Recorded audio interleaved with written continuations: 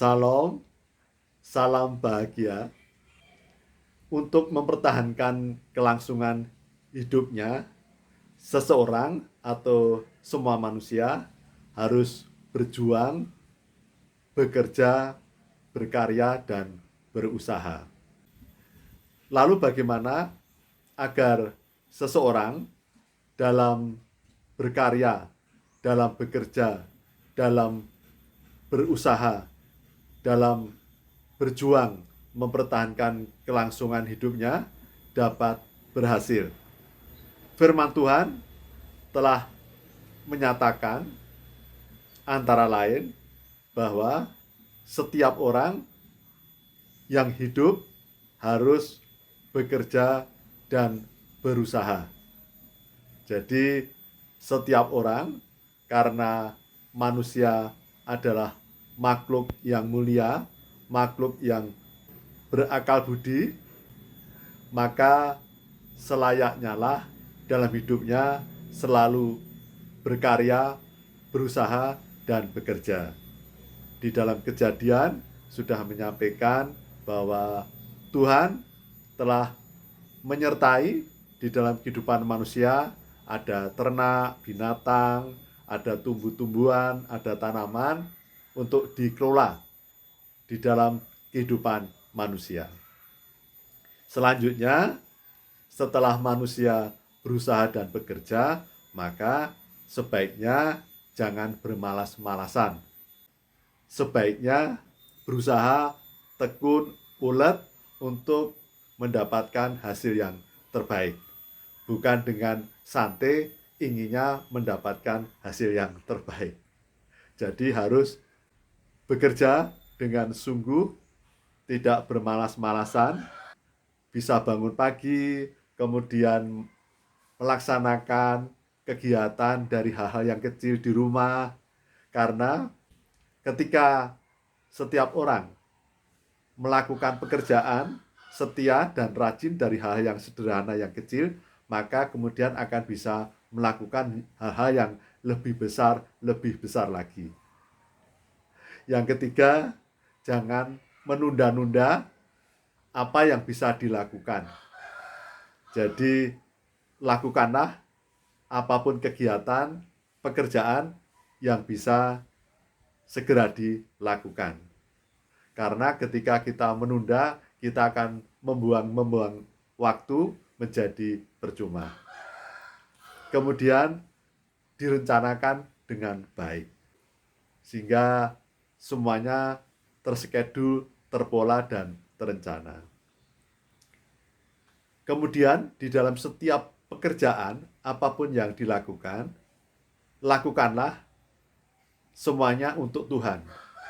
Bukan untuk manusia, bukan untuk dirinya sendiri. Tetapi semata-mata apapun yang dilakukan untuk Tuhan. Setiap orang ketika melakukan segala kehidupannya, pekerjaannya untuk Tuhan, akan melakukan dengan sepenuh hati, sepenuh tenaga, sebagai penyembahan dan ibadah untuk Tuhan. Kemudian ketika sebagai karyawan atau sebagai pegawai, sebagai tenaga kerja, bekerjalah seolah-olah ada pimpinan yang mengawasi. Sehingga setiap orang akan bekerja dengan sungguh-sungguh hati. Kemudian ketika seseorang menjadi karyawan, membina hubungan horizontal maupun vertikal. Bekerja dengan baik dan membina hubungan dengan para teman dan juga kepada pimpinan. Jadi setiap orang harus tunduk setia kepada pimpinan sebengis apapun, bahwa pimpinan adalah wakil Tuhan. Karena pimpinanlah yang akan melihat, menghargai apakah seseorang karyawan dapat dipromosikan, kemudian dapat naik jabatan. Yang menentukan adalah pimpinan. Jadi jangan sampai seseorang karyawan berani sama pimpinan, menentang sama pimpinan. Itu kalau sebagai karyawan. Bekerja dengan sungguh, hormat pada pimpinan, baik dengan para sahabat, teman, karyawan, maka menjadi dasar untuk dapat dipromosikan, jenjang karirnya lebih tinggi. Tidak mungkin seseorang bekerja dengan santai, bekerja seadanya, kemudian akan mendapatkan perhatian pimpinan. Juga akan tidak mudah, walaupun seseorang karyawan bekerja dengan sungguh, tetapi menentang melawan pimpinan juga akan tidak mudah. Karena pimpinanlah yang menentukan seseorang bisa naik jabatan, bisa promosi.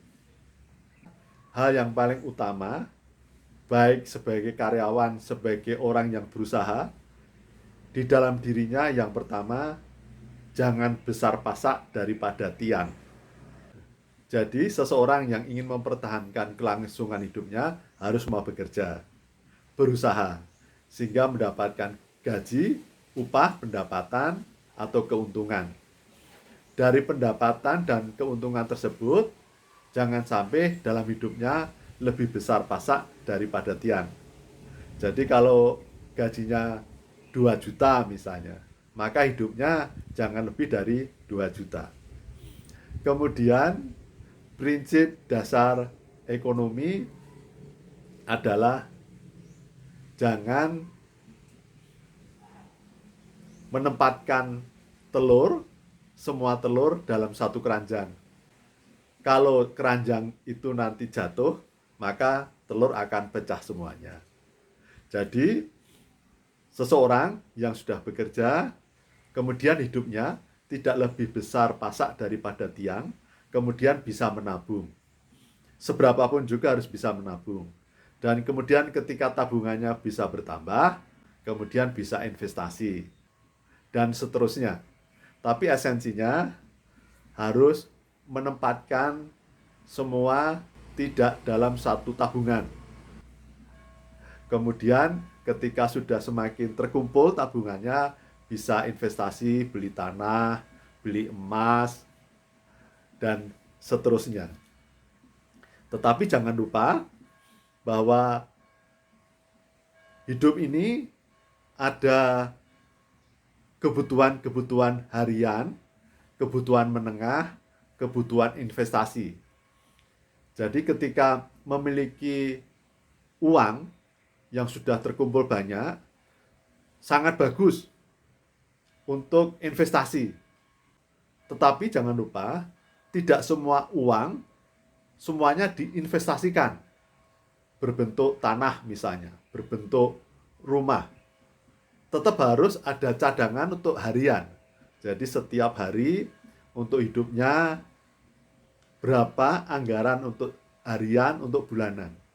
Selain itu, selain untuk kebutuhan pokok, harian, bulanan, juga kebutuhan SPP anak-anak, kebutuhan listrik, kebutuhan yang lain. Jadi ada anggaran khusus untuk kehidupan sehari-hari, kehidupan pokok, makan, sandang pangan, ya, itu. Kemudian juga untuk SPP anak, biaya anak-anak, juga biaya tidak terduga.